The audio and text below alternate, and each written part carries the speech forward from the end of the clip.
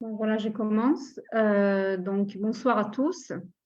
Je suis Yasmine, je travaille pour le département promotion de l'ALIA de l'Organisation sioniste mondiale en France. Et je suis vraiment heureuse de vous retrouver en ligne ce soir. Cela a déjà fait 1 an que nous avons repris nos activités en présentiel, mais en raison de la demande, nous avons décidé de vous proposer des conférences, des rencontres aussi par Zoom, et qui seront réalisées en parallèle de nos activités en présentiel. Je vous invite donc à suivre notre page Facebook Organisation sioniste mondiale, ainsi que notre compte Instagram OSM France et notre site web ulpanosm.fr pour connaître l'agenda de tous nos programmes en présentiel et en ligne. Et donc ce soir, nous sommes ravis d'accueillir à nouveau Shlomo Elmaleh, conseiller financier et courtier en crédit immobilier en Israël. Il partagera avec nous ses conseils et astuces concernant cette procédure complexe. Et il est important de souligner que toutes les informations qui seront partagées ici seront à titre indicatif seulement et ne constituent pas des conseils personnalisés. Si vous avez des questions d'ordre général, n'hésitez pas à les poser par chat. Vos micros sont fermés, donc toutes les questions seront posées par chat et je vais les lire au fur et à mesure à Shlomo. Shlomo, si tu peux regarder de temps en temps le chat bien pour sûr. voir s'il y a des questions pertinentes. Et pour des questions plus personnelles, nous vous donnerons, et Shlomo aussi, et ses coordonnées à titre informatif pour que vous posiez des questions. Vous pourrez poser des questions plus personnelles. Et voilà, je vous souhaite, Shlomo, je te laisse te présenter et bonne conférence. Et voilà. Et on termine à 20h. Ok, donc on a une heure devant nous. On va essayer c'est un sujet assez complexe et on va pas le travailler en long, en large, en travers, mais on va donner, comme le titre a été publié, les clés pour la réussite d'une acquisition immobilière en Israël. D'abord, je veux remercier Yasmine de m'avoir réinvité à vous donner une conférence. J'espère qu'il vous donnera beaucoup d'informations importantes. Et je vais partager mon écran comme ça, vous pourrez voir la présentation. En fond d'écran, vous voyez sur mon Zoom, il y a derrière moi mes coordonnées, mail, téléphone, et aussi un code QR que vous pouvez scanner pour arriver à une page d'inscription. Donc, si vous voulez me contacter après en personnel, il n'y a aucun problème. Donc, comme Yasmine l'a dit, ce que je vais dire, ce sera un titre informatif, ça ne remplacera pas un, un conseil personnalisé. Et on va voir, il y a beaucoup d'informations. N'hésitez pas à poser des questions en chat avec plaisir. Je vais enregistrer comment dire, la conférence sera enregistrée et voilà. Dis-moi si vous voyez le partage d'écran. Je sais pas. Oui, ok, d'accord. Comme vous êtes en silence, d'accord. Parfait. Donc, je vais commencer à enregistrer comme ça. On pourra partager après le lien. Ok, donc on a commencé. Eh bien, on va se lancer. Alors, tout d'abord, merci pour tout. Merci à tous d'avoir. Je sais qu'en veille de Purim, c'est pas évident de se libérer pour, assister à une conférence. Donc, j'espère qu'on va être clair, concis. J'espère qu'il y aura aussi des questions. Je vous pose aussi des questions, c'est quand même un peu interactif. Donc, on va se lancer. Tout d'abord, des bonnes manières, une petite présentation. Alors, je m'appelle Shlomo Elmaleh. J'ai fait l'ALIA en 95 à l'âge de 19 ans. J'ai intégré le Technion dans la faculté électronique, dans laquelle j'ai eu mon diplôme d'ingénieur. J'ai intégré la Elbit, qui est une société qui touche au domaine militaire, dans le domaine des drones, donc pour l'armée de l'air en Israël. C'est un domaine que j'exerce jusqu'à aujourd'hui depuis près de 20 ans. Et il y a quelques années, j'ai fait une sorte de séminaire financier qui a été pour moi, qui m'a ouvert les yeux sur beaucoup de domaines inconnus sur le monde de la gestion des finances. Et suite à comment dire, à cette découverte, on va dire, d'un tel manque d'éducation financière et de sujets intraités dans l'éducation. Alors, j'ai fait une formation de gestion de coach en gestion de budget familial et, à part ça, de conseiller en prêt financier. Aujourd'hui, j'ai monté ma propre boîte, on va dire, en parallèle à mon travail d'ingénieur. Et je suis des familles, donc surtout en Israël, pour aussi bien la gestion de budget familial, qui est un domaine très, très délicat, et aussi pour comment dirais-je, le crédit immobilier pour suivre pour un achat en Israël. J'ai eu vous voyez quelques petites photos comme illustration comme ça, courte. J'ai l'honneur donc de donner plusieurs conférences sur ces sujets-là, aussi bien en hébreu qu'en français. Et je participe régulièrement au salon immobilier eCube à Paris, au moins 2 fois par an, et aussi à Marseille, des fois ça arrivait. Donc, j'y serai aussi également dimanche prochain, le 12 mars, pour le prochain salon. Et j'espère que ceux qui veulent, on pourra donc se voir là-bas. Donc, je pense on va se lancer. Avant ça, comme l'a dit Yasmine, une clause de non-responsabilité. Ce qui va être dit maintenant ne sera pas une recommandation. Je vais donner des fois des idées, des concepts qui vont peut-être, j'espère, vous ouvrir les yeux sur une certaine réalité qui n'est pas toujours forcément traitée. Il n'y aura pas d'engagement ni sur les taux ni sur les chiffres. Évidemment, les choses changent rapidement. C'est pour avoir grosso modo une sorte de compréhension globale des choses. Et évidemment, comme l'a dit Yasmine, les informations, tout ce que je veux dire, c'est à titre informatif. Ça ne remplacera pas un suivi personnalisé. Chaque famille est un cas à part et chaque budget est personnalisé. Donc, il n'y a pas une formule magique qui est bonne pour tout le monde, ni un conseil qui est adapté pour tout le monde. Vous comprendrez plus tard pourquoi est-ce que j'ai dit ça. C'est important de savoir qu'il y a du cas par cas. Alors, j'aimerais commencer par quelques histoires. C'est toujours sympa de commencer par des histoires. Et après ça, il y aura une sorte je vous poser quelques questions pour répondre sur le chat, pour voir qu'est-ce que vous en pensez, quels sont vos avis. Alors, je rentre. Alors, première histoire, c'est des histoires vraies qui me sont arrivées. Donc, durant mes différentes rencontres avec des familles, aussi bien au salon eCube que par des conférences ou en présentiel que j'ai donné ou des webinars. Première histoire. Je vous demande à la fin, d'après vous, quelle a été l'erreur, quel était le problème dans l'histoire.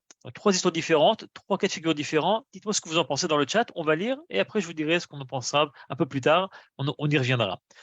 Alors, premier cas, une famille qui est venue me voir au dernier salon eCube il y a quelques mois.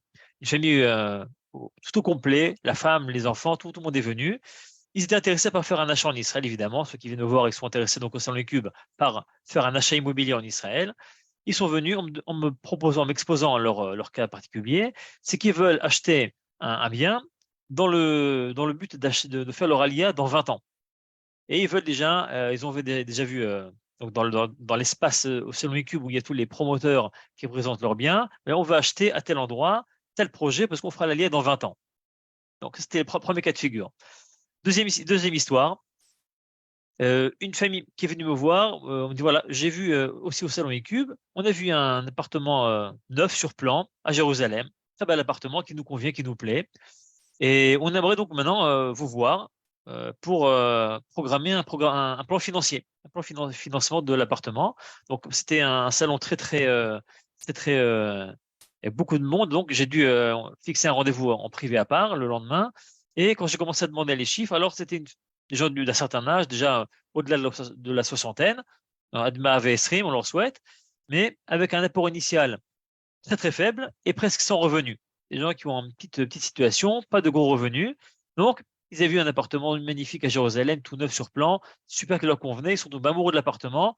Évidemment, quand on a fait la mathématique, on a vu que c'était pas vraiment c'était pas vraiment faisable. C'était mathématiquement irréalisable. Troisième histoire. Ce qui m'est arrivé donc la semaine dernière. Un ami qui m'a présenté donc quelqu'un de sa famille, des francophones en Israël.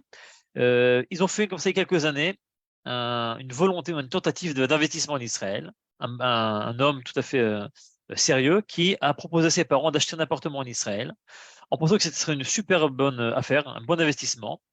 Et il leur a dit voilà, on va l'acheter, on va le revendre dans 1 an avec une bonne plus-value. Donc il a pris un prix relais sur 1 an. Malheureusement, au bout d'1 an, il n'a pas pu le vendre. Donc, il a dû racheter son crédit, le réétaler. C'était, comme on dit, un gros balagan. Et du coup, il s'est retrouvé à racheter des crédits, à entasser et à accumuler des crédits les uns après les autres. Il se retrouve aujourd'hui avec des dettes surendettées. Tout ça parce que, évidemment, il y a un programme qui n'était pas forcément précis. Donc, j'aimerais savoir votre avis dans ces trois histoires. Je peux y revenir si vous voulez. D'après vous, quelles ont été les erreurs? Je rappelle la première famille qui a voulu acheter pendant 20 ans. La deuxième famille qui est venue avec un appartement qui lui plaisait sur plan tout neuf, mais avec sans un gros revenu et sans un grand apport initial, et après ça, une famille qui a fait un investissement, qui a déjà acheté, mais qui s'est retrouvée endettée. D'après vous, quelle a été l'erreur dans ces démarches? Ok, alors quelqu'un me dit, Franck, achat sans apport, il faut un minimum. Ok, d'accord. Quelqu'un d'autre, quelqu'un de courageux qui se lance? Ok, alors pour le chiffre, on en parlera après, c'est quoi le minimum, mais pour l'instant, je donne pas de chiffre et on parle au moins du principe. Ok, donc quelqu'un qui vient, il faut un apport minimal. Et vous parlez, monsieur, avec en rapport à quelle histoire? Laquelle des 3 histoires? Sur plan, d'accord. Effectivement, il faut un apport minimal, donc ça soulève quel problème à votre avis? On verra ça après, mais bon, s'il n'y a pas d'autres volontaires pour donner leur avis, pour la première, quel projet financier pour ces 20 ans? 20e, je peux tout à fait comprendre la question. Ok, là, dites-moi s'il n'y a pas de revenus, absolument. Absolument. Sans revenus, on se retrouve à être endetté. Avant même d'être endetté, je peux peut-être me faire un spoiler de vous jeter peut-être un peu une illusion, c'est que absolument, pas de plan de financement. Absolument, tout à fait d'accord. On ne se lance pas dans un achat sans un plan de financement. On n'essaie pas de dire voilà, c'est une bonne affaire, c'est sûr que ça va marcher. Sans plan, même si c'est une bonne affaire, au moins un plan de qu'est-ce qui se passe si. Ok, donc évidemment, ces histoires-là, je peux vous en donner des dizaines qui vont en fait soulever le problème de fond, c'est que quand on veut faire une acquisition immobilière en Israël, il faut s'y préparer. Il faut faire les choses comme il faut. Il y a un ordre à faire. Ok, alors acheter en Israël, on va d'abord passer en revue quelques motivations. Je vous laisse encore la possibilité maintenant de répondre avant que je passe au prochain point. Pourquoi acheter en Israël? J'imagine que vous êtes là parce que vous avez envie d'acheter en Israël. Sinon, vous ne serez peut-être pas venu à cette conférence. Alors, d'après vous, quelles sont les motivations d'acheter en Israël? Pourquoi est-ce que les gens veulent absolument acheter en Israël? Ok, des gens ont des idées? Le chat, il est ouvert, donc allez-y sans problème.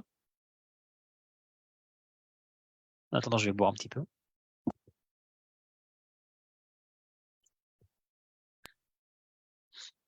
Ok, pas de volontaire. Alors, je vais passer en revue. Alors, tout d'abord, on a tous une éducation sioniste.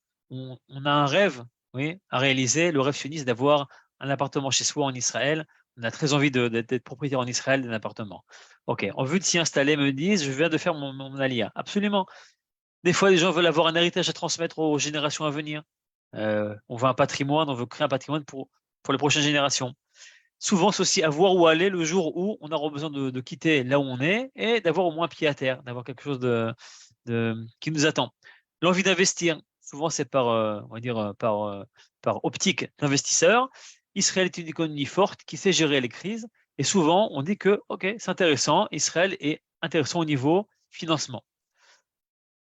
Et comme on dit, des gens qui ont fait leur alia, évidemment, c'est aussi je vais peut-être en mettre en numéro 1, ceux qui font leur alia et qui veulent absolument avoir un appartement ou acheter. Maintenant, derrière cette envie-là, comme le titre de la conférence le sous-entend, il y a des difficultés. Maintenant, on n'est pas là pour baisser le moral, pour casser le moral. Au contraire, il faut qu'on a compréhension de difficultés. C'est beaucoup plus simple de les surmonter. Alors, je vais classer les difficultés en 2 catégories. Il y a des choses qui vont un peu se répéter et revenir. C'est un peu des fois entremêlé, mais de façon globale, comme c'est un schématique, il y a des facteurs subjectifs et des facteurs objectifs. On va commencer par les facteurs subjectifs parce que mon but, c'est de vous ouvrir les yeux sur certains points qui sont très importants.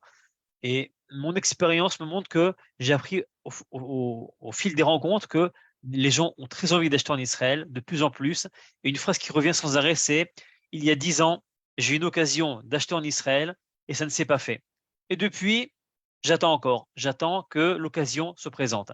Et j'aimerais vous donner au moins, quels sont les points qui font que ça ne se concrétise pas. Et j'aimerais vraiment qu'on ne finisse pas cette conférence et qu'on revienne dans 10 ans avec les mêmes comment dire, les mêmes conclusions. Encore une fois, après la conférence, j'avais l'occasion, j'ai eu comment dire, le momentum de faire quelque chose, de faire un changement, et je ne l'ai pas fait. Donc, facteurs subjectifs, on va les nommer. Tout d'abord, l'approche. Alors, dans une des histoires que j'ai contées au début de cette conférence, premier problème d'approche, c'est de fixer dès maintenant l'endroit où je compte habiter après la Aliyah. Cette famille qui a voulu déjà acheter en pensant que dans 20 ans, elle allait faire sa Aliyah, mais elle veut acheter dès maintenant à tel endroit. Donc, elle avait déjà une idée précise, d'après elle, de l'endroit où elle voudrait habiter. Je vois, évidemment, ce n'est pas ni un jugement, ni une recommandation, mais très souvent, ça cache un problème ou une erreur, on va dire, d'approche. On ne peut pas toujours savoir dès maintenant où est-ce qu'on aimera habiter, qu'on fera l'Aliyah. Je traite de beaucoup de cas de figure de gens, de familles, même des Olim Hadashim, qui sont déjà en Israël depuis quelques années et qui n'ont pas voulu faire de démarches rapides ou pressées et ont décidé d'abord de toucher un petit peu, de goûter un peu au quotidien en Israël avant de se décider où j'aimerais aller. Alors déjà, on va sur le chat, je vais regarder. Ok, on dit ça doublait en 10 ans, ça fait une bonne raison. Absolument, je suis d'accord, oui. En Israël, l'immobilier augmente, ça peut donner envie de visiter. Même tripler, des fois ça peut tripler, absolument. Donc, vouloir fixer dès maintenant, depuis la France ou depuis la Suisse, la Belgique, peu importe où on se trouve, où je vais habiter pour ma Aliyah, c'est souvent un concept, une erreur conceptuelle qui m'empêche de concrétiser mon achat. Acheter maintenant et laisser vite jusqu'à la Aliyah. Alors souvent, des gens peuvent se dire, là, moi je suis persuadé que je sais où je veux habiter, même je vais faire ma Aliyah dans 1 mois, 2 mois, 3 mois, même dans 1 an, mais je vais acheter maintenant. Je vais laisser l'appartement vide parce que je vais arriver bientôt. Il y a en Israël beaucoup, on va dire, de quartiers fantômes, comme ça on les appelle en Israël, des gens qui ont investi en vue d'une Aliyah, mais l'appartement est vide. Alors quel est le problème, me direz-vous? Eh bien, il est simple. Acheter un appartement et le laisser vide, c'est un peu jeter l'argent par les fenêtres. Évidemment, très souvent, les gens ont leur raison, mais quand on va acheter pour faire sa Aliyah dans une certaine période, le problème de laisser vide, c'est que même quand je veux faire ma Aliyah et qu'en attendant, je ne loue pas mon appartement et je ne le fais pas profiter, je ne le fais pas travailler, eh bien, quand je fais ma Aliyah, il se peut que cet endroit qui me plaisait, là où j'ai acheté mon appartement, eh bien, c'est pas finalement là où j'aimerais habiter. Comment on se décide où j'aimerais habiter? Eh bien, il faut pas, comme dit la blague, il faut pas confondre tourisme et immigration. Quand on arrive en Israël, au-delà de l'optique ou de l'ambiance vacances, eh bien, il faut savoir au niveau éducation pour les enfants, quelles sont les écoles qui seront adaptées à notre optique, à notre façon de penser. Comment c'est desservi, les transports, le quotidien, qu'est-ce qu'on a à côté, les commerces, la communauté, évidemment très importante. Il y a beaucoup de facteurs auxquels on ne pense pas forcément quand on est touriste et quand on arrive en Israël, il faut toujours faire ça de façon assez réfléchie et raisonnée, de toucher un peu au quotidien avant de se lancer. Donc, si j'ai un appartement que j'ai acheté, ben, le laisser vide, c'est un peu dommage parce que je pourrais l'utiliser, je pourrais le louer. En attendant, il travaille. Même quand je suis marié, je le laisse louer. Je vais vivre en location, on va dire, dans différents endroits avant de me décider où je veux vraiment habiter. En attendant, j'ai fait profiter mon argent et je n'ai pas perdu de mon capital. Troisième problème d'approche, acheter pour louer, uniquement je voudrais habiter. Alors ça, c'est quelque chose de très intéressant, je le vois assez souvent. Quand quelqu'un achète, il s'est dit, voilà, je vais acheter et je veux louer mon appartement, je vais faire ma Aliyah dans 5 ans, c'est un dossier que je traite d'une famille que j'aime beaucoup, que je suis depuis déjà 1 an. Ils ont décidé d'acheter. Finalement, ils ont décidé de faire le pas, de changer d'optique et d'acheter pour le louer. À savoir, ils disent, voilà, j'ai un capital, je veux pas qu'il dorme en France sur le compte. Il dort, il ronfle un petit peu même. On va acheter pour une location. Mais ils ont cherché un endroit uniquement où ils seraient prêts eux-mêmes à habiter. Même s'ils vont le louer à une tierce personne, ils n'achètent pas là où ils ne sont pas prêts eux-mêmes à habiter. Donc, j'ai expliqué, comprenez cette gestion émotionnelle ou personnelle d'un bien, ça les bloque justement pour trouver quelque chose qui n'est pas finalement adapté à leur budget, à leurs possibilités. Donc, ça les empêche de concrétiser une acquisition, alors que j'aurais dit, écoutez, mais pourquoi vous êtes tellement, comment dire, ça vous apporte tellement d'acheter un bien là où vous voulez habiter, ceux qui vont habiter là-bas, ça va leur plaire. Mais si vous ne supporterez pas d'habiter dans tel quartier, eh bien, peu importe. Si des gens sont prêts à habiter là-bas, c'est une acquisition. Il faut penser en investisseur. Donc, on a 3 gros concepts qui font que quand on a un budget, quand on a la volonté d'acheter, et je suis sûr que vous êtes là parce que vous avez envie d'acheter en Israël, il faut savoir penser en investisseur, même si temporairement, avant l'Aliyah, en Israël, on peut faire travailler son argent et se détacher du côté émotionnel du bien. Et tout ça peut se résumer en un mot, la stratégie. Faire comme moi j'ai l'habitude de travailler donc pour l'armée, on ne sort pas un projet sans une stratégie. Et on parlera après.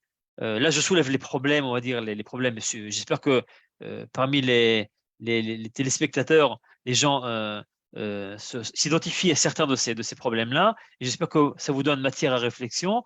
On verra après, parce qu'on n'est pas là pour parler des problèmes, mais surtout des solutions. Comment est-ce qu'après on développe une stratégie? Comment est-ce qu'on fait les choses?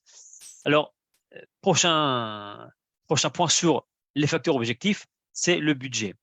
Le budget, c'est une chose qui arrête souvent les gens, comme on l'a dit dans une des histoires que j'ai racontées au début de la conférence.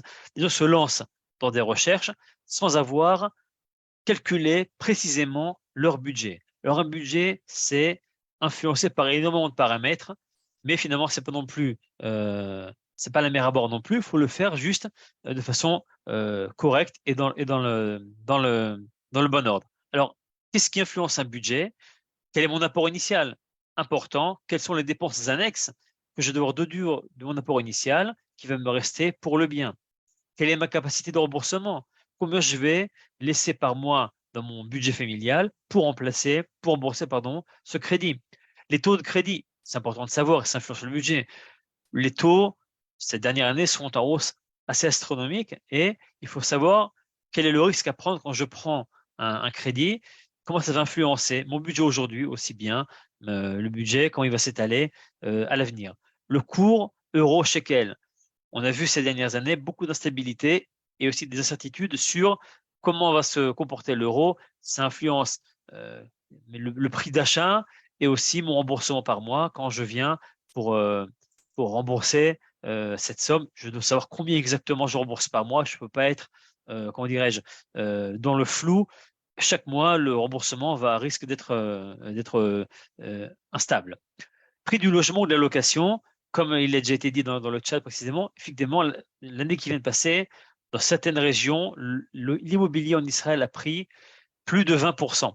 Les locations aussi ont augmenté. Donc, quand je viens créer mon budget, je dois prendre en compte que finalement, entre ma part d'apport initial et de crédit qui va compléter l'achat, si les prix augmentent sans arrêt, ça influence évidemment énormément sur le budget que je vais pouvoir créer. Aussi, le coût de la vie, aussi bien en France qu'en Israël, la consommation augmente, les crédits et la consommation augmentent, et quand je fais finalement une intégration de mon crédit immobilier dans ma gestion de budget familial, tout cela influence sur le budget qui va sortir. Donc, c'est un facteur très objectif. Chaque famille a sa propre histoire, sa propre gestion, et c'est important de prendre tout ça en compte avant de se lancer dans une recherche. On reviendra un peu plus tard sur cette étape-là, qui est à mon avis l'étape cruciale pour une réussite parfaite d'un achat immobilier en sécurité, sans souci et sans surprise. On a parlé du budget. Autre facteur qui influence énormément le fait que des gens ne concrétisent pas un achat en Israël, c'est les contacts, ou plus exactement les corps professionnels ou les gens dont on a besoin, tout ce qui gravite autour d'un achat immobilier. Alors j'en ai répertorié ici pour ne pas vous fatiguer non plus trop non plus. Un certain nombre de corps de métier. Vous allez voir que finalement, objectivement, il est vrai que c'est pas si simple de concrétiser à distance une acquisition en Israël, parce qu'il faut avoir un agent immobilier qui nous trouve des biens, il faut avoir un courtier en crédit immobilier pour ceux qui veulent, un avocat, un notaire pour suivre la procédure, les assurances, on en parlera un peu plus tard, il faut aussi faire partie des dépenses. La banque, on a besoin d'ouverture de compte des fois à distance, transfert de fonds, signature, un tas de services bancaires qu'on peut faire ou pas à distance. La fiscalité, pour des gens qui font des transferts, comment est-ce que je vais être, payer donc la fiscalité. Expertise, estimation de potentiel, un bien doit être expertisé. Il faut savoir des fois estimer un bien. Quand je veux investir, je veux estimer quel est le potentiel d'un bien, comme il est aujourd'hui, est-ce que je peux l'améliorer? J'ai encore une liste comme ça. C'est pas la liste finale, il y a encore d'autres personnes, mais que vous compreniez qu'objectivement, il y a des difficultés à concrétiser parce que ça demande beaucoup d'attention. Et des fois, ça paraît être une tâche insurmontable. Il faut de l'architecture d'intérieur souvent, estimation de rentabilité. Avant de faire un achat, je veux savoir comment je pourrais le louer, est-ce que je pourrais vraiment, comment dire, euh, euh, il sera vraiment bénéfique. Les travaux, les rénovations, nettoyage après travaux, déménagement, des fois gestion de biens quand je suis à distance et que je suis pas sur place pour gérer le bien, je veux que quelqu'un s'en occupe. Les conciergeries, réception de cadres pour les gens qui font leur alia, qui envoient des choses, et tout un tas de corps professionnels. Évidemment, pour chacun, après son histoire, a besoin de tel ou tel professionnel, mais il faut avoir sur place des gens de confiance francophones qui peuvent gérer, orchestrer toute cette opération. Donc, on a parlé des points subjectifs, objectifs. Maintenant, j'aimerais, avant de passer au côté positif, de vous donner maintenant quelques informations. Comment réussir avec le moins de soucis possible un achat immobilier. Alors, avant que je fasse à cette partie de la conférence, est-ce que vous avez des questions? Je vais regarder maintenant le chat. Si des gens ont des questions à poser, ceux qui ne sont pas clairs, je peux toujours revenir. Alors, par Hélène, c'est un investissement en location pendant notre absence. Absolument. C'est important de changer d'optique, de devenir investisseur. Souvent, les gens sont un peu effrayés à l'idée de penser qu'ils vont devenir investisseurs. Mais oui, c'est pas si effrayant que ça. Mais finalement, on a un capital et on veut pas le perdre. On veut pas qu'il perde en valeur. Oui, d'accord, oui. Qu'est-ce qu'elle dit? Oui, d'accord, le oui, je sais pas pourquoi, mais d'accord, si c'est oui, alors pas de problème. Alors, c'est un investissement en location pour notre absence, absolument. On fait ça. Quatrième option, acheter pour éviter. Oui, absolument. Les gens qui veulent acheter pour éviter tout de suite. Alors, c'est un point intéressant et je vais le soulever. J'espère que ça va aussi donner matière à réflexion. Moi-même, par éducation, on a tous cette image de nos parents, grands-parents qui nous disent un des idéaux dans la vie pour une réussite, pour savoir que tu as réussi dans la vie, c'est que tu as ton propre appartement à toi, sans crédit, et que tu sais que tu as réussi ta vie. Au moins ça. C'est, comment dire, un souci en moins. Et j'ai appris que finalement, au niveau, on va dire, financièrement, purement financier et mathématique, habiter dans un bien qui m'appartient, c'est bien moins économique et bien moins rentable que d'avoir un appartement d'investissement et d'habiter en location.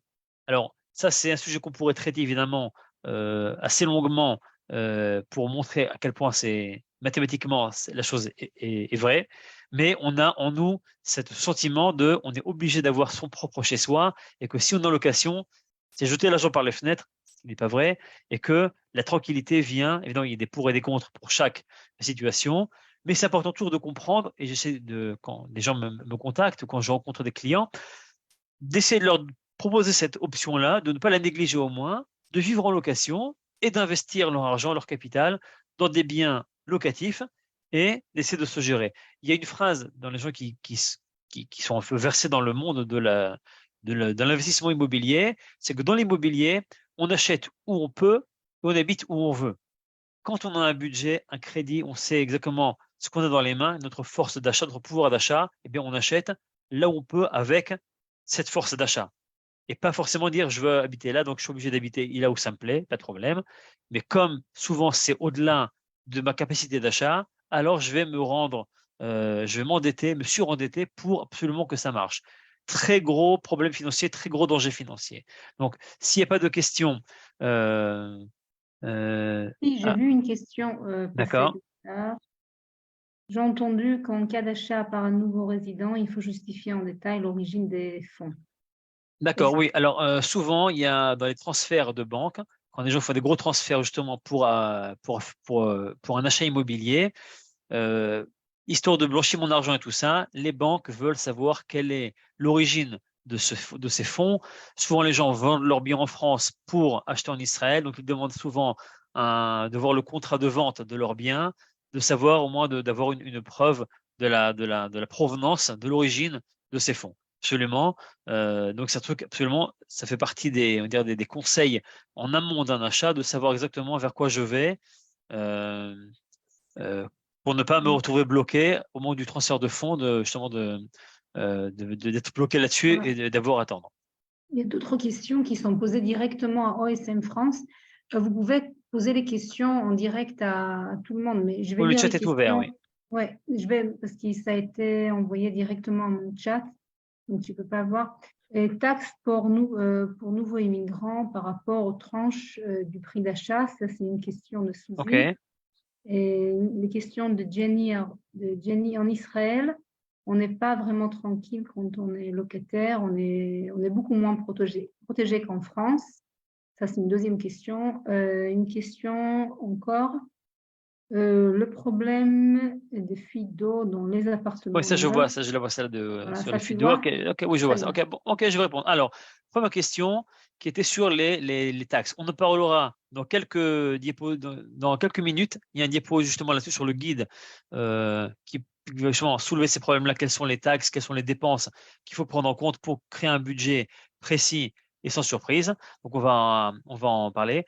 Ce qui est la tranquillité. C'est vrai, je suis tout à fait d'accord avec ce point-là. Ça fait partie des pour et des contre d'habiter en location. Maintenant, il est possible aussi de programmer une location à long terme. C'est des choses qui se font. Ça devient de plus en plus, pour en Israël maintenant, de soulever ce point-là. Des gens sont même, des promoteurs sont même subventionnés par différents groupes ou différents ministères pour justement proposer des contrats de location à long terme, à savoir sur 10 ans, avec une protection de la location elle-même, du prix de la location. Donc, c'est encore finalement, comment demander une location long terme? Je vois la question. Eh bien, quand on signe un contrat de location, ça fait partie des négociations. C'est pour ça que c'est important d'avoir un avocat qui sache protéger vos intérêts. Et évidemment, moi, ça m'est arrivé d'avoir des appels de familles qui étaient en location. Le vote est d'un an. En général, c'est le classique, c'est un an, mais on peut demander plus. Et évidemment, même programmer et à l'avance que chaque année, la location sera augmentée de 1, 2, 3% selon l'inflation, ce qui est finalement tout est négociable. Finalement, on est en Israël, il ne faut pas oublier que tout se négocie. Et évidemment, donc j'ai eu plusieurs appels de gens qui étaient en location, qui m'ont dit que finalement, ils se retrouvaient avec un préavis d'un mois, avec des familles, des enfants. Finalement, le locataire qui voulait vendre, donc évidemment, il y a toujours ce risque-là, je suis tout à fait d'accord, c'est à prendre en compte. Mais quelqu'un qui veut habiter en location et qui veut assurer ses arrières, entre guillemets, il peut mettre une clause ou exiger un contrat à long terme. S'il n'a pas, alors évidemment, après, c'est une gestion de risque. Chacun décidera évidemment est-ce qu'il prend le risque ou pas. C'est une chose évidemment que c'est pas moi de décider, mais comme pour conclure, on peut dire qu'il y a la possibilité de programmer à long terme.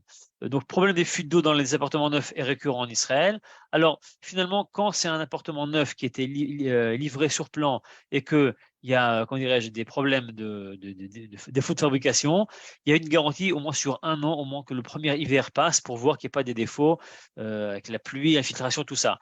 Les Kablanim donnent une garantie. Encore une fois, quels sont les bons Kablanim, oui ou non? Ça, c'est très important. Ça fait partie on va dire du domaine de votre avocat qui va pouvoir assurer vos arrières et pas vous laisser signer avec un Kablan qui sort de nulle part, qui n'a pas montré qu'il a, comment dirais-je, une historique de projets réussis et de clients satisfaits. Ça, c'est très important. Donc, parmi l'équipe des gens qui vont devoir vous entourer des professionnels, il faut avoir ces gens-là qui sachent à distance vous garantir au moins que vous êtes assuré de signer avec quelqu'un qui n'est pas, on va dire, qu'il est moins cher que les autres, qui risque de réserver des surprises. S'il n'y a pas d'autres questions, je vais avoir une autre question. Combien de temps il faut-il temps pour obtenir le tableau? Peut-on avoir un appartement s'il n'y a pas le tableau? Alors non, s'il n'y a pas de tableau, donc ça c'est le tableau pour ceux qui ne comprennent pas, c'est le cadastre israélien. Chaque appartement doit être inscrit au cadastre, avec donc évidemment l'appartenance, qui est propriétaire de ce bien-là, pour savoir exactement qui sont les propriétaires, est-ce qu'il y a un crédit aussi dessus, donc une hypothèque, oui ou non. S'il n'y a pas de tableau, et non, on ne peut pas le vendre tout de suite, il faut d'abord qu'il soit bien organisé, bien inscrit. Souvent, quand on achète un appartement neuf, ou bien le Kablan lui-même, donc le promoteur, c'est lui qui a donc la responsabilité d'inscrire, une fois que l'appartement est livré, de l'inscrire au cadastre. Ça peut prendre plusieurs mois, des fois même assez longtemps. C'est pour ça que c'est important de choisir un bon Kablan et pas de choisir le prix. Et souvent on dit, je suis pas assez cher pour acheter à bon marché. Et faire attention à ça, à un achat rapide qui n'est pas forcément un bon achat à long terme. Dernière question.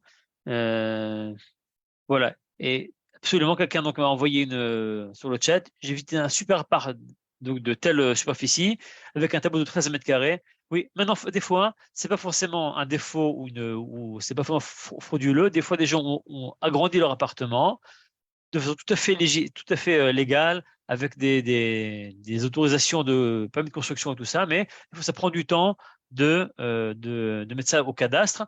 Et souvent, quand ça a été fait de façon légale, même quand on veut le vendre, l'expert immobilier qui vient expertiser et regarder, il saura dire et accepter, dire que l'appartement est correct et que le cadastre ne fait pas forcément défaut. Ok, donc maintenant, je vais vous donner un peu d'informations. Comment puisqu'on a, au niveau des horaires, on a encore comme ça un petit quart d'heure. Après, je laisserai la place aux questions pour rester dans les horaires. Alors, le guide simplifié. Le but, c'est de simplifier la vie et de ne pas voir les choses comme étant une sorte de monstre. Alors, définir une stratégie. On a parlé précédemment que la stratégie, c'est le départ, la rampe de lancement. Comment est-ce qu'on définit une stratégie? Alors, il faut définir quels sont mes objectifs. Est-ce que je veux agrandir ou protéger mon capital? On sait tous que quand j'ai de l'argent qui dort dans un compte en banque, l'inflation fait que mon argent perd de sa valeur. Donc, des fois, je veux investir quelque part pour au moins protéger mon capital. Même si je ne veux pas investir pour augmenter mon capital, au moins le protéger ou l'agrandir. Comme j'ai dit, des gens veulent faire leur allié dans 10, 15, 20 ans. En attendant, j'ai de l'argent, et autant le faire travailler. Avoir un pied à terre pour mes enfants qui sont en Israël, ou occasionnel, je vais en Israël pour les fêtes, pour les vacances, donc je veux avoir un pied à terre. Ça fait partie de mes objectifs quand je veux faire un achat. Préparation à l'ALIA, est-ce que ma LIA est imminente et je sais déjà où je veux acheter, donc tout ça fait partie de mes objectifs. Mis à part ça, les contraintes. Quel est mon apport initial? Quel est mon remboursement mensuel? On en a parlé précédemment. Est-ce que quand je vais prendre un crédit, je suis prêt à avoir une balance? Ce que j'appelle la balance, à savoir ce que je vais payer pour mon crédit par rapport à mes retraites, donc ma balance totale de ma gestion de budget familial. Est-ce que mon crédit, est-ce que je suis prêt à avoir une balance positive, négative ou même nulle, à savoir ce que je prends un bien, il va s'autofinancer, ou je suis prêt à même dépenser un peu plus par mois parce que j'ai la possibilité et que c'est un bon achat pour moi, ou non, il me faut un truc positif, donc c'est un investissement, je veux absolument que ce bien-là me rapporte quelque chose. Ça fait partie de mes contraintes. Et c'est personnel. Là, mon âge, évidemment, chaque âge a ses contraintes, ses priorités, et c'est important de prendre en compte quel est mon timing. Prochain point, quel est mon timing, et savoir où est-ce que ça m'arrive, la volonté d'acheter en Israël à court terme, à moyen terme ou à long terme. Chaque acquisition a sa propre histoire et c'est important de prendre ça en compte. Une stratégie, c'est pas de l'immédiat. Maintenant, il y a, on va dire, de façon schématique, 10 étapes quand je prends crédit immobilier. Maintenant, on a parlé des concepts, ce sont des principes d'ordre assez généraux. Maintenant, je suis décidé, j'ai une stratégie, j'ai fait les choses comme il faut, raisonnablement, on va dire rationnellement. Maintenant, je me lance dans un crédit immobilier. Comment ça se passe? Alors, voilà, on va le passer comme ça brièvement. Les 10 étapes, on va dire, essentielles. Tout d'abord, on ne le répétera jamais assez, définir le budget. C'est la base de tout le début. Une fois que j'ai mon budget, je sais quel est le bien que je peux chercher. C'est quoi la gamme de prix? Connaître les concepts de base. Le système bancaire en Israël est très différent du système bancaire en France. En Israël, c'est très différent. Quels sont les taux en vigueur, taux fixes, taux variables, indexés, non indexés? Quelles sont les différentes formules? Quelles sont les formules de prêt? Quelles sont les limites, les régulations de la Banque d'Israël? Il faut connaître ces concepts pour avoir un crédit qui soit comment dire, sous votre maîtrise. Créer un montage personnalisé. Un montage, c'est en fait quand je vais décider de la somme du crédit que je veux prendre, comment je vais le répartir en différentes sommes, différentes périodes, différentes formules de prêt, différents types de taux. Tout ça, c'est un montage. Il doit être forcément personnalisé parce qu'il n'y a pas un seul dossier qui ressemble, pas de dossier pareil, on va dire. Donc, chaque dossier, il a ses propres contraintes et quand on crée un montage personnalisé, ça prend en compte des objectifs à court, moyen, à long terme. Si une personne veut vendre dans 2 ans, si elle veut rembourser une partie en anticipé, toutes ces choses-là sont à prendre en compte pour donner au final un programme personnalisé du sur-mesure. Une fois qu'on a créé un montage, eh bien, on peut déposer le dossier dans différentes banques pour avoir un accord de principe. Très important, accord de principe, ça veut dire en fait une banque, d'après nos déclarations sur nos revenus, nos dettes, notre âge et tout ça. Donc, très peu d'informations de base. La banque dit, OK, je pense que feu vert, feu rouge. Go, no go, comme on dit, il y a moyen de discuter. Très important de ne jamais signer de contrat avant d'avoir un accord de principe. Souvent, quand on est à distance, quand on est résident à l'étranger, on ne se rend pas compte de la complexité, comment les banques en Israël vont analyser nos revenus. Et tant qu'on n'a pas un accord de principe d'au moins une banque, c'est un peu votre carte de garantie que vous pouvez commencer à entamer des recherches. Avant ça, ne rien signer, ni de contrat d'achat, ni d'option, ni quoi que ce soit, c'est très important. Une fois qu'on a signé le contrat d'achat, on peut commencer donc le processus de négociation avec les banques. Évidemment, on a un programme, montage personnalisé, on le dépose aux différentes banques, on l'impose aux banques, et maintenant on demande aux banques de nous donner leurs conditions. Donc c'est la période de négociation qui peut varier en fonction de chacun après comme il veut, comme c'est important, jusqu'à il veut sortir le maximum de ce processus. Ensuite, choisir la banque et fixer le rendez-vous pour la signature. Alors même là, il y a possibilité pour les gens de signer à distance, par procuration. Ça se fait via le consulat, à poster des avocats qui font ça à distance. On n'est pas obligé de venir sur place pour signer. Les garanties. Avant que on a signé, Mazal Tov, on a signé à la banque le dossier. Maintenant, avant que l'homme soit libéré, la banque demande un certain nombre de garanties. Ces garanties, c'est certaines inscriptions au cadastre, une procuration d'un notaire, c'est de prendre des assurances, c'est de faire une expertise du bien, de vérifier qu'un expert extérieur à la banque vienne donner son approximation de la valeur du bien pour être sûr que le prix du bien sur le contrat est logique et la banque ne va pas rentrer dans un problème de bien qui n'est pas du tout à la valeur estimée, ni comme il était dit précédemment, des fois c'est peut-être un bien qui était complètement illégal et la banque ne voudra surtout pas donner un prêt quand l'hypothèque n'est pas une hypothèque sûre. Une fois qu'on a surmonté tout ça, la banque vérifie le dossier de façon finale. Là, on a vu déjà nos rentrées, toute notre historique bancaire. Elle voit, on a rempli nos garanties. Une fois que tout a été vérifié et attesté, la banque peut enfin libérer les fonds. Donc ça, c'est je vais voir, il y a des questions sur le chat. Je vais voir si c'est quelque chose que je peux répondre dès maintenant. Voyons voir. Est-il possible d'avoir un taux de crédit, un taux fixe en Israël? Oui, absolument. Il y a en Israël des formules de prêt à taux fixe non indexés. C'est les plus chers, évidemment, mais ça prendra en compte parmi le montage personnalisé qui doit prendre en compte le goût du risque ou l'aptitude à prendre des risques sur la stabilité du remboursement. On me dit de nombreux agents immobiliers francophones cherchent à vendre à des Français des appartements qui n'ont pas le tableau, c'est pas honnête. Absolument. Pour ça que c'est important de se faire entourer de professionnels qu'on connaît, qui ont été recommandés et pas juste par des publicités à gauche et à droite. On me dit c'est peut-être plus facile d'emprunter en France avec une prise d'hypothèque sur un bien. Absolument. Il y a des gens qui ont un patrimoine en France. C'est peut-être des fois plus facile pour eux de prendre un crédit en France et d'acheter avec ça en Israël. Absolument. Moi, mes clients, je leur demande toujours quel est leur patrimoine en France. Venez d'abord, on exploite ce que vous avez en France. Et s'il y a besoin, on prend un crédit immobilier en Israël. Pas besoin de se jeter dessus tout de suite. C'est plus simple et évidemment, ça sera beaucoup moins coûteux en général. On achète sans être d'abord fixé d'obtenir un prêt à quelles conditions. Alors, c'était un peu chambouler l'ordre des mots dans la question. D'accord. Alors, évidemment, quand on veut acheter un bien en Israël, comme j'ai dit, d'abord, on dépose un dossier pour avoir un accord de principe. Dans l'accord de principe, on peut déjà déposer les conditions qu'on veut, à savoir le programme, le montage personnalisé. On reçoit déjà des conditions. Ça donne deux choses. D'une, est-ce qu'on pense que la banque va nous accepter de nous donner ce crédit-là? Et quelles sont les conditions qu'on risquerait d'avoir? Déjà, on a déjà une idée des taux, donc des taux qu'on aura et quels seront mes remboursements mensuels. Pourquoi le point 5 n'est pas après le point 9? Alors, je vais revenir en arrière. 5 n'est pas après le point 9. Parce que la banque, pour entamer, pour que vous puissiez signer un contrat à la banque, elle veut voir que vous avez déjà un contrat. La banque ne va pas vous faire signer un contrat de crédit si vous n'avez pas signé, pas d'engagement sur un bien. Donc, vous devez devoir signer. Évidemment, parce que comment ça se passe? C'est la banque transfère l'argent du crédit au vendeur, pas à l'acheteur. Donc, s'il n'y a pas d'acheteur, s'il n'y a pas de vendeur, ah ben, la banque, peut-être que la personne, elle invente une histoire pour avoir un crédit relativement pas cher qui n'est basé sur rien.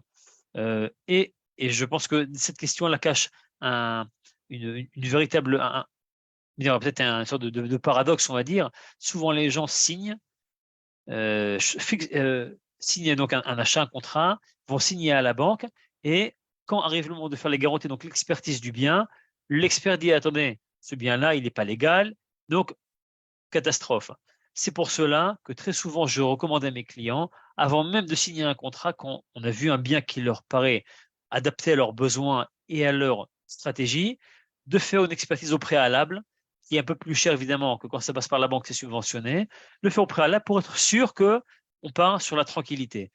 Ça vaut très souvent le coup d'investir encore un peu d'argent pour faire une expertise personnelle qui sera reconnue par les banques évidemment après, pour être sûr qu'on n'a pas acheté, qu'on n'aille pas au anguille sous roche. D'accord? Donc, évidemment, l'expertise, elle est. D'accord. Mais alors, il y a des conditions suspensives. Je vais voir c'est quoi la question d'après. Quel document outre le contrat d'achat transmettre à la banque française pour qu'elle puisse compléter le dossier de prêt? Alors, une banque française, en général, ce que vous donne, c'est un prêt à la consommation. Elle ne vous demandera pas de montrer un contrat en Israël pour vous donner un crédit en France. Les banques en Israël, pardon, vous demanderont évidemment une liste de documents. Je ne vais pas trop en parler aujourd'hui parce que c'est un peu plus technique, mais je vais d'abord donner les grandes lignes, à quoi faire attention pour ne pas faire d'erreur quand on vient prendre un crédit immobilier. Donc, maintenant, j'aimerais donner comme ça, de façon brève, les principales règles du jeu qui vont fixer finalement quels sont les chiffres à prendre en compte quand on va se lancer dans une acquisition. Alors, on a parlé des dépenses annexes. C'est-à-dire que j'ai mon crédit, j'ai mon apport initial, je dois prendre un crédit, mais le crédit immobilier de la banque ne couvre pas les dépenses annexes, ça doit venir de mon apport initial. Et souvent, quand je suis résident étranger et que je n'ai pas la nationalité israélienne, alors ces taxes sont assez énormes. La plus importante, c'est la taxe à l'acquisition, que de 8%. Quelqu'un avait posé la question précédemment. Les taxes, en fonction du palier, différents paliers du prix du bien, la taxe à l'acquisition, elle est indexée sur la valeur du bien, mais quand on est étranger, c'est pour la première marche, elle débarre à 8%. Après, ça augmente évidemment, mais on commence à 8% jusqu'à environ 1,8 million, 1,9 million. 2% en général vont à l'agent immobilier. Entre 1,5 et 1% va à l'avocat. Le courtier aussi a ses honoraires. Il y a les assurances, c'est important, on prend des assurances décès, assurance sur l'habitation. Les gens ayant des problèmes de santé risquent de se retrouver à payer des assurances assez importantes, donc ça prend en compte dans mes dépenses. Expertise du bien, comme j'ai dit précédemment, si on veut être sûr de faire un achat sans avoir de surprise, alors on peut faire venir un expert à l'avance. Ça coûtera ce que ça coûtera, en général entre 2 000 et 3 000 shekels, ça dépend de la valeur du bien plus ou moins estimée. Et au moins, on a une sorte de garantie. Évidemment, si on a plusieurs biens auxquels on est intéressé, ça risque de faire cher, mais pour ça qu'il faut, c'est une gestion de risque. Différentes inscriptions, ouverture de dossier à la banque, tout ça, finalement, il y a au cadastre, des procurations signées. Ça entre en général environ entre 12 et 13% de la valeur du bien. De façon globale, ça devient assez conséquent et important de le prendre en compte. Autre point, quand on est un résident à l'étranger, ou en tout cas sans la nationalité israélienne, la régulation de la Banque centrale d'Israël nous oblige à amener 50% d'apport initial pour le bien. Donc, à titre d'exemple, si j'ai un bien qui vaut 1 million, mon apport initial doit être de 500 000 shekels, et là-dessus, j'aurai donc toutes les dépenses annexes que je vais devoir payer de mon apport. Donc, mon apport initial doit être plus que 500 000, plus toutes les dépenses annexes. Autre limitation, c'est qu'un crédit est limité sur 30 ans ou à l'âge de 80 ans, à savoir le premier des deux. Donc, des gens qui veulent prendre un crédit à l'âge de 60 ans, 65 ans, évidemment, leur crédit va être limité. Donc, ça va, un crédit plus court veut dire remboursement plus élevé.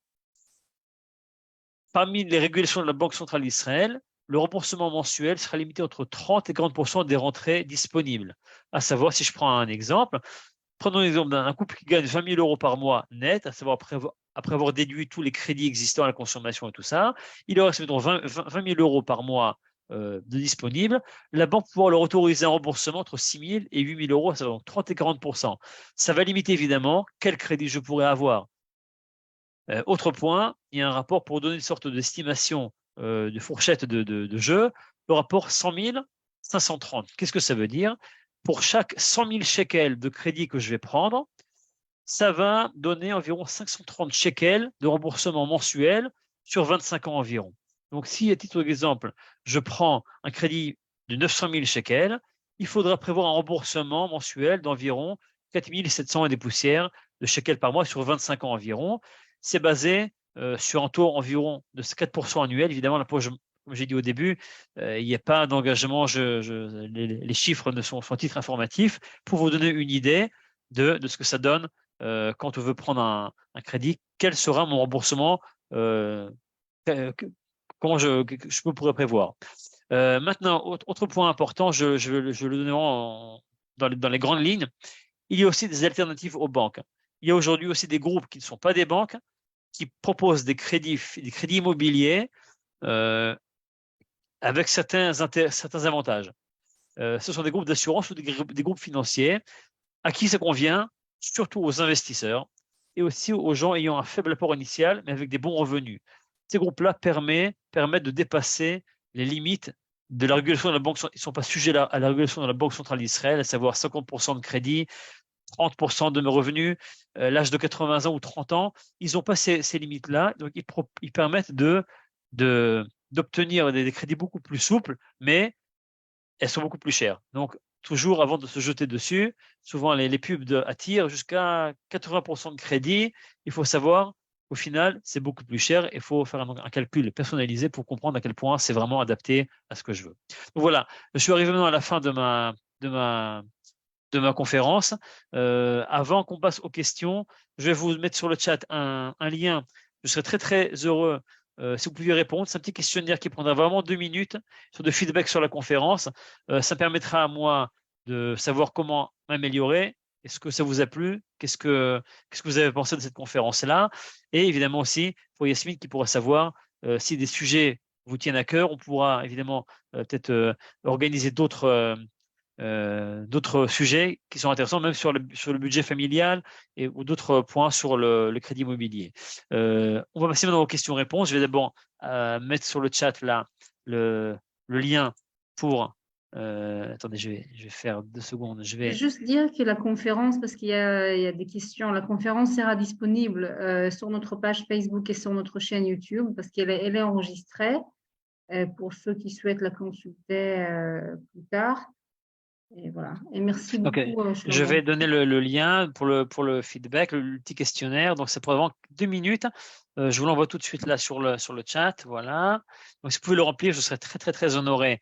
Moi, je pense qu'on apprend toujours, on s'améliore d'une fois à l'autre. Donc, je suis très intéressé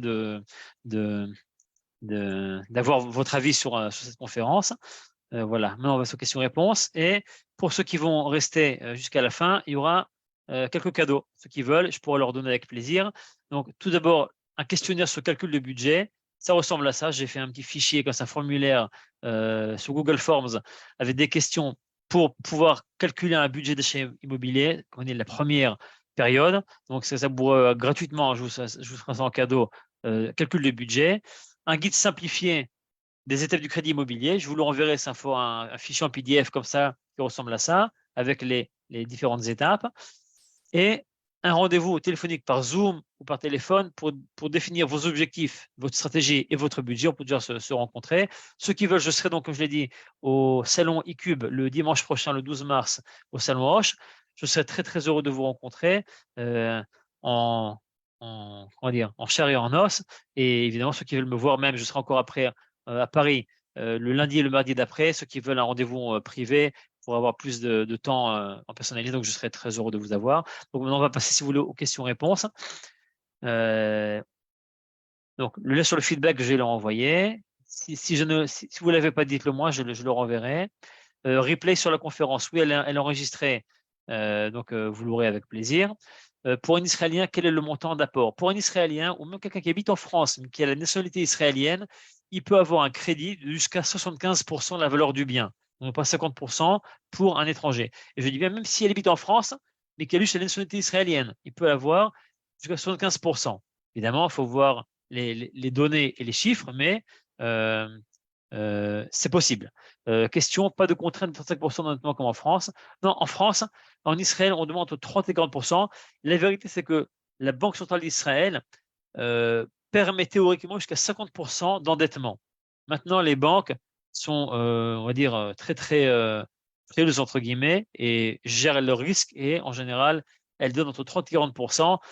Rarement au-delà des 40% d'endettement, sauf dans des cas des clients très solides qui ont monté un dossier en béton. Quelqu'un m'a demandé 4% pour l'Im Hadashim. Oui, en taux moyen, ça peut arriver aujourd'hui jusqu'à entre 3 et 4% pour des l'Im Hadashim. Encore une fois, ça dépend du dossier. Ce que j'ai dit un peu précédemment, quand on dépose un dossier à la banque, les conditions qu'on va avoir, elles sont très personnalisées. Ça dépend du dossier de la personne, de son historique, sa gestion.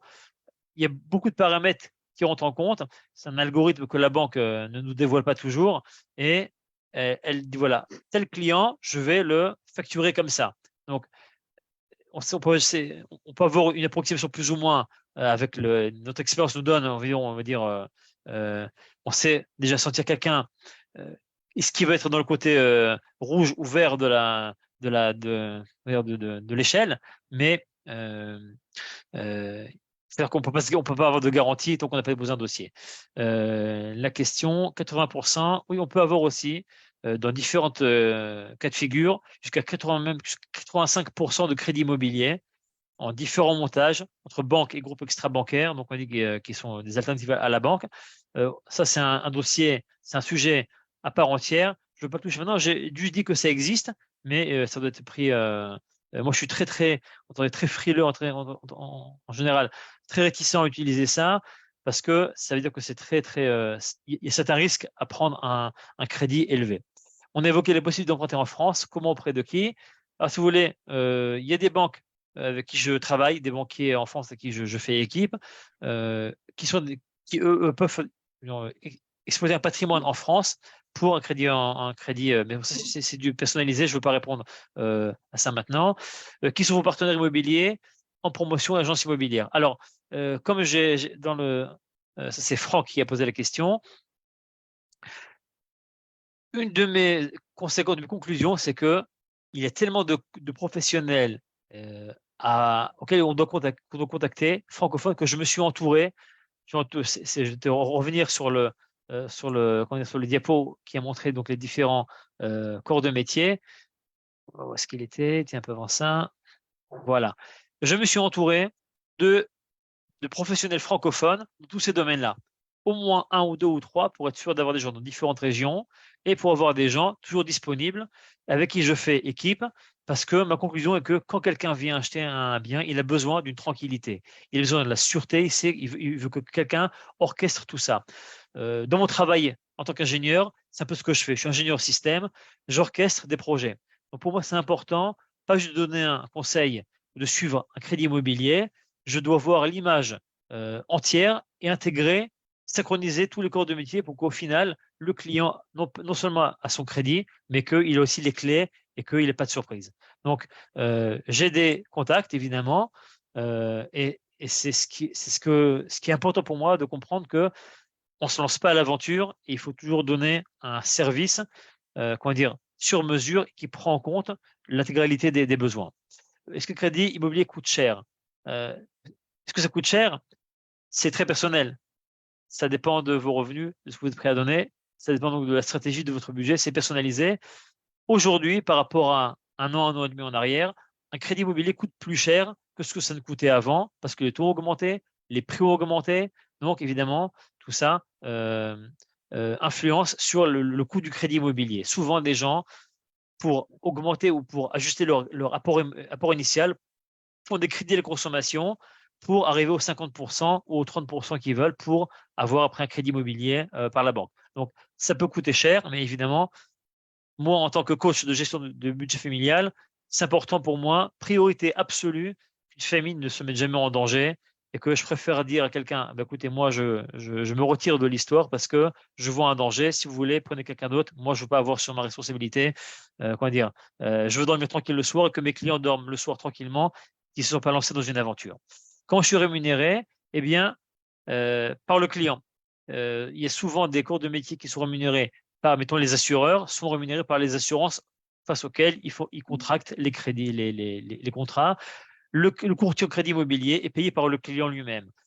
Quels sont les honoraires? Eh bien, ça dépend. Ça dépend de plusieurs, on va dire, plusieurs paramètres, du client lui-même, de sa solidité, du bien lui-même. Est-ce que c'est un bien complet? Ça dépend en genre de la complexité du dossier. Si c'est un crédit qu'il faudra jumeler avec un crédit bancaire, crédit extra-bancaire, il y a une panoplie de… Toutes ces questions-là, je pense qu'il va falloir vous poser ces questions de ce genre en direct, je suppose, Shlomo? Oui, d'accord. Donc, si on veut en particulier, je suis prêt à répondre, mais le courtier est rémunéré par le client. Si ça répond à votre question, alors si c'est combien, bien, ça dépend évidemment de la. C'est pas un taux fixe, c'est pas forcément un pourcentage du crédit qu'on va prendre. Ça peut dépendre aussi de la complexité du dossier. Ok. Donc, s'il n'y a pas d'autres questions, je pense qu'on arrive au niveau du timing pile sur l'heure qui m'a été consacrée. Donc, tout d'abord, je voudrais encore vous remercier l'OSM, Yasmine, de m'avoir réinvité. Je réitère ma demande. Si vous pouvez remplir le questionnaire du feedback, ça me ferait très plaisir. Et pour toutes les questions, ou me contacter directement, ou par Yasmine, si vous voulez encore d'autres domaines, d'autres sujets qui vous intéressent. En Israël, je suis à Haïfa. Je travaille sur tout Israël, parce que mes contacts maintenant banquiers, ils s'étalent surtout. J'ai des clients sur tout Israël, francophones comme israéliens.